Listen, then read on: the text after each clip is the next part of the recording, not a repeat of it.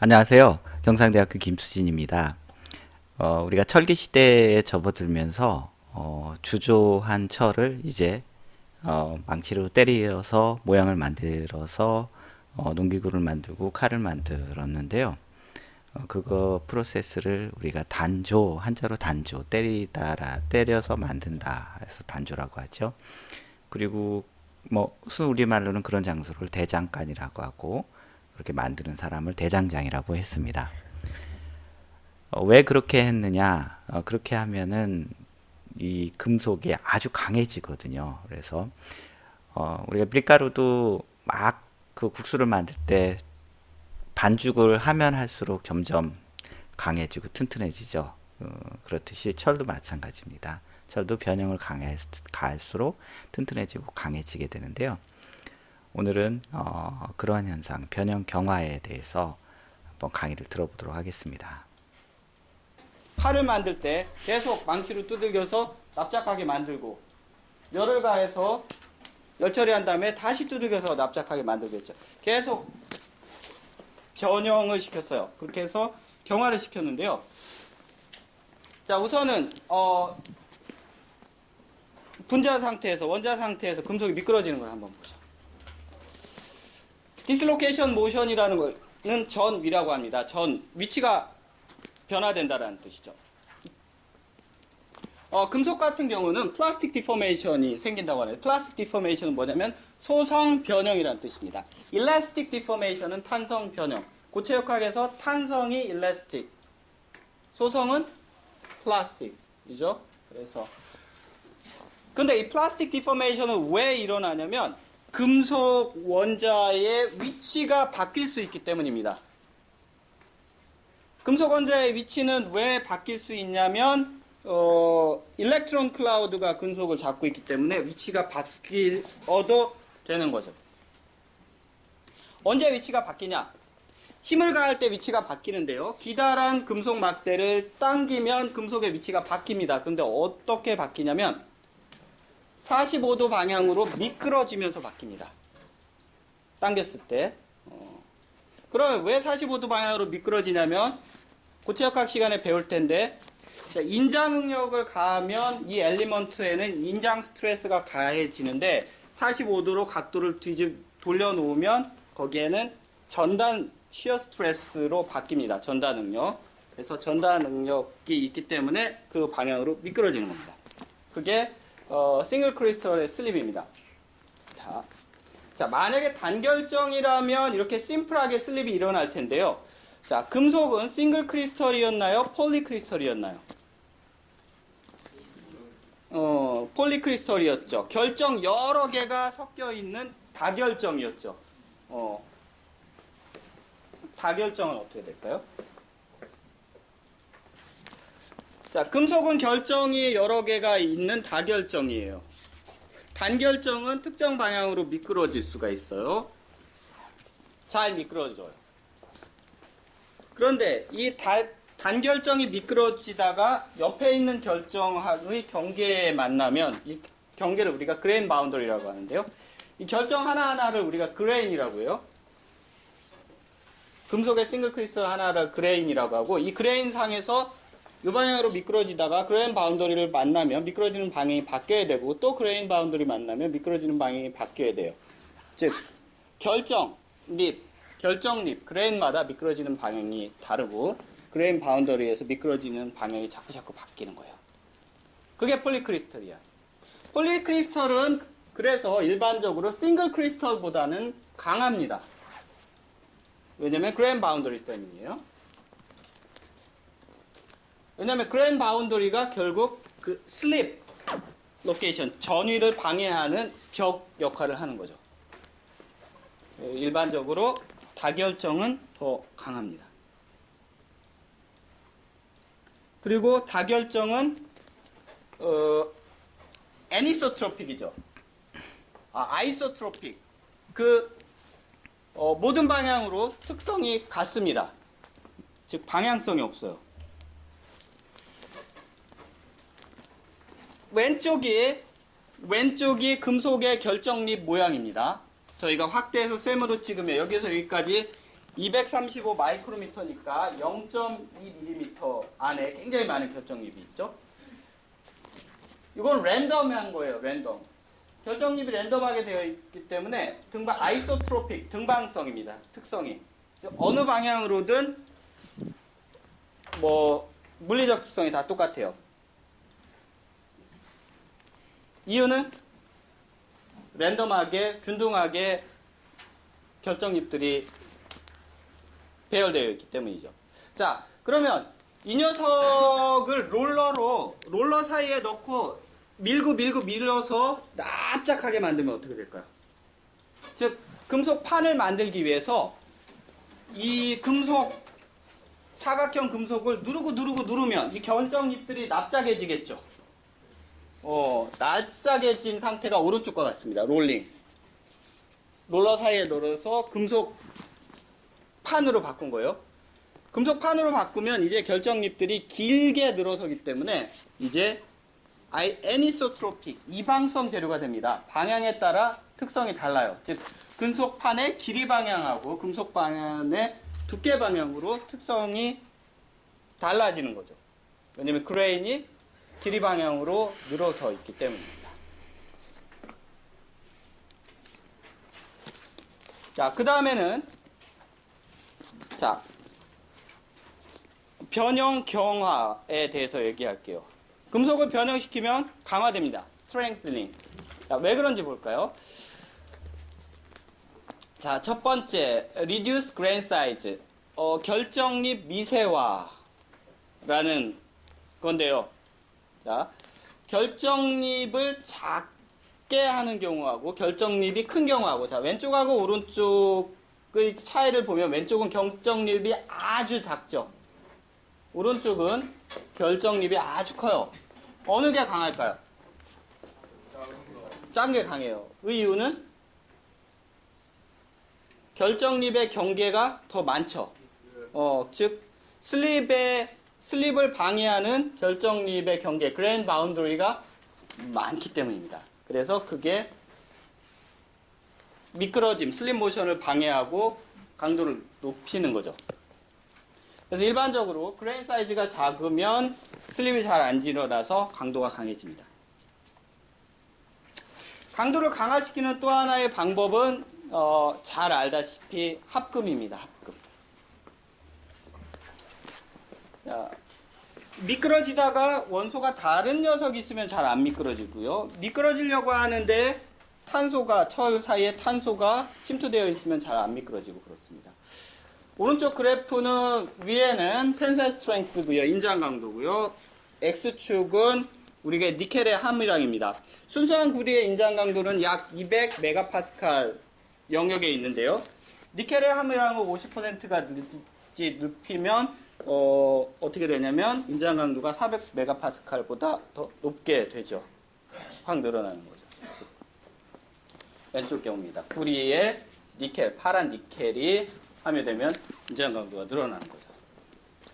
왜 그러냐면 알로이를 하면, 합금을 하면은 이게 모바일러티를 떨어뜨립니다. 금속 원자의 디슬로케이션, 전위가 일어날 수 없게 막기 때문에 인장 강도가 늘어나는 겁니다. 그래서 둘 다 늘어나는 거예요. 텐사일 스트렝스, 인장 강도하고 그리고 일드 스트렝스, 항복 강도가 둘 다 늘어나게 되는 거죠.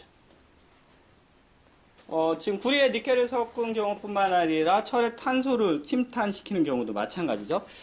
자, 그리고 강도를 강하게 하는 또 다른 방법이 있어요.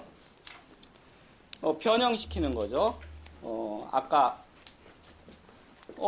언제 보통 재료가 변형되냐면 재료를 만드는 방법 중에 퍼징이라고 있어요. 정말 단단한 금형 쇠로 만들 틀 사이에 말랑말랑한 쇠를 넣고 세게 누르는 거예요. 그걸 단조라고 하는데요.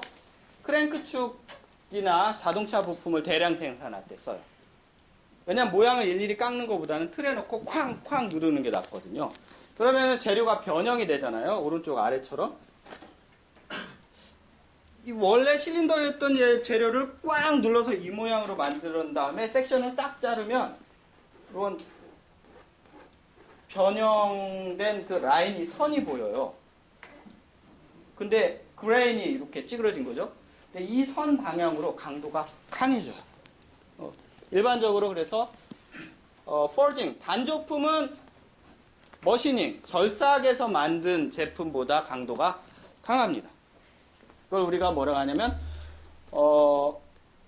변형 경화라고 해요. 영어로는 cold work라고 하는데요. 또는 strain hardening. strain이 변형률이잖아요. 그래서 재료가 변형률이 발생하면 강도가 강해진다. 일반적으로 금속을 상온에서 변화시키면 강도가 강해지는 이러한 현상이 일어납니다. 그런데 그거를 상온에서 변화시키는 걸 우리가 cold work라고 하는데, cold work는 강도는 분명히 강화시켜요. yield strength하고 tensile strength 다 강해져요. 그런데 뭐는 약해질까요? 항상 잃는 게 있어요. ductility, 원래 늘어나던 성질은 더 줄어듭니다. 원래 길이보다 늘어날 수 있는 길이는 더 작아지는 거죠. 그래서 그거를 뭐라고 하냐면 ductility라고 하는데요. ductility는 원래 길이보다 늘어날 수 있는 길인데 그 ductility는 떨어지는 거예요. 연성은 떨어집니다. 콜드워크를 하면. 롤링도 마찬가지예요. 원래 A0라는 두께를 AD라는 두께로 줄인다. 즉 철판을 만들기 위해서 롤링을 하면 이 철판의 강도는 강해집니다. 자동차 외판 다 철판으로 만들죠. 원래 철보다는 강해진 상태예요. 왜냐하면 롤링을 했기 때문에. 자, 임팩트 오브 콜드 워크, 냉각 가공의 효과를 볼 수가 있는데요. 여기 아래 그래프는 변형률입니다. 원래 길이분의 늘어난 길이. 수직축은 스트렝스, 강도예요. 아무런 변화, 원래 오리지널한 재료는 초록색입니다. 콜드 워크 하지 않은 거예요. 저탄소광입니다. 자, 200메가파스칼을 넘어가면은 항복이 일어나죠.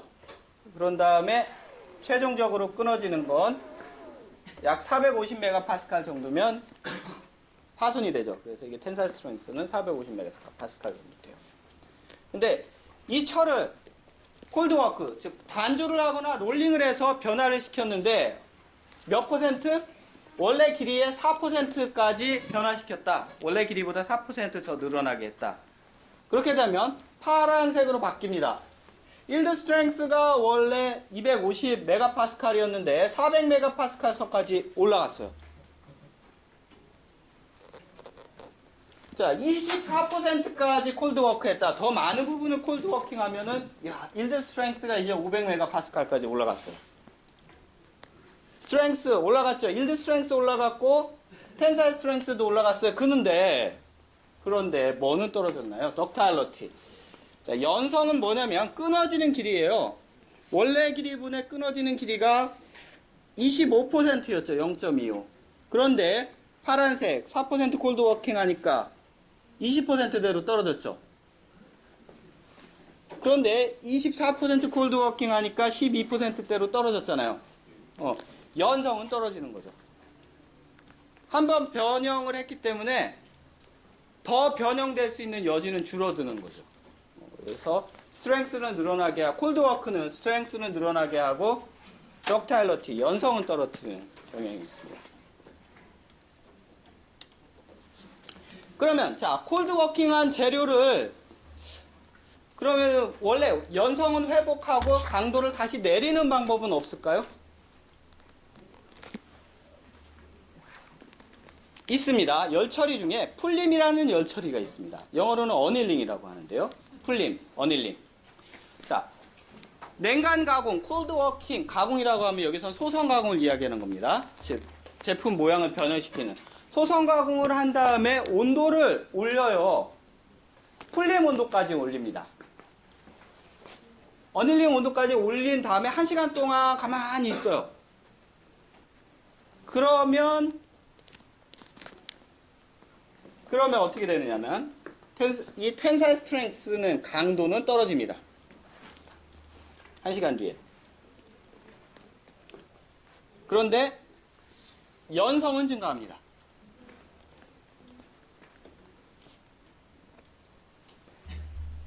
자, 이 풀림 현상은 온도에 따라서도 다른데요. 온도가 낮은 경우보다는, 자, 온도가 200도인 경우에 보다는 온도가 500, 400도, 500도가 되면은 더 효과가 있고요. 600도가 되면 이렇게 됩니다. 그래서 온도가 높을수록 우리가 풀림이 더 많이 일어나게 됩니다. 연성이 많이 회복되고 경도가 내려가게 되죠. 근데 이 어닐링은 어떻게 일어나는 거, 어떤 단계로 일어나는 거냐면, 처음에 우리가 큰 힘을 주게 되면 내부에 내부 응력이 남아 있어요. 그 금속 내부 안에 스트레스가 남아 있는 거예요. 외부에서는 힘을 안 주는데 안쪽에는 스트레스가 남아 있어요. 처음에 온도를 주게 되면 이 스트레스가 제거되는 리커버리 현상이 일어납니다. 자, 이게 회복이라고 하는데요. 이 회복이라는 거 중요합니다. 왜냐면, 자, 우리가 내부에 스트레스가 남아 있으면 오랫동안 상온에서 얘가 회복이 되면 나중에는 얘가 뒤틀립니다. 살짝. 내부 스트레스가 회복이 되면 살짝 뒤틀려요. 그래서 미리 회복을 시켜놓으면 좋죠. 자, 그 다음에 온도를 살짝 더 높인 상태에서 1시간 동안 놔두면 리크리스탈라이제이션이 라고 생기는데요. 이건 결정립이 다시 재결정이라고 합니다. 재결정. 원래 콜드 워킹 하면은 결정이 길게 늘어나 버리죠. 그레인이. 결정립이 변형이 되는데요. 이 결정립이 끊어져서 다시 결정이 되는 겁니다. 고르게. 그게 200도에서 500도 정도까지. 근데 어닐링 템퍼리처가 600도 정도 된다. 그러면 어떻게 되냐면 이 결정립이 끊어졌다가 그 결정립들이 다시 뭉쳐서 결정립의 크기 자체가 커집니다. 작은 결정립이 큰 결정립으로 바뀌는 거 우리가 결정립의 성장, 그레인 그로스라고 하는데요.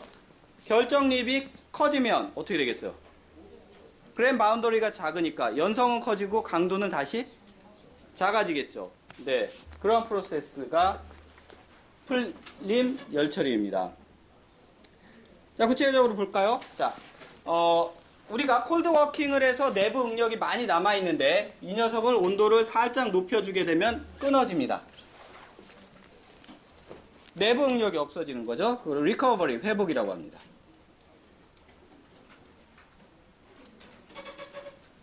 자, 온도를 더 올리게 되면 이제 이런 것들이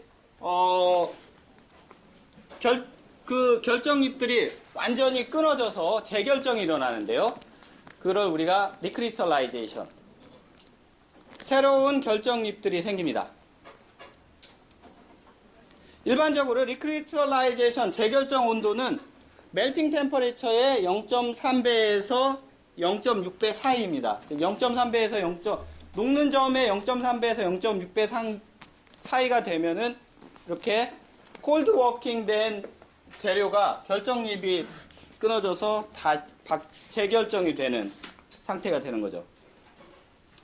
그런 다음에 온도를 더 올리면 어떻게 되냐면 이 작은 결정립들이 큰 결정립들을 성장합니다. 이거를 결정립 성장이라고 하죠. 결정립 성장이 된 상태는 이제 완전히 원래 재료의 결정 상태가 된 거죠. 연성이 충분한 재료, 강도는 낮은 재료.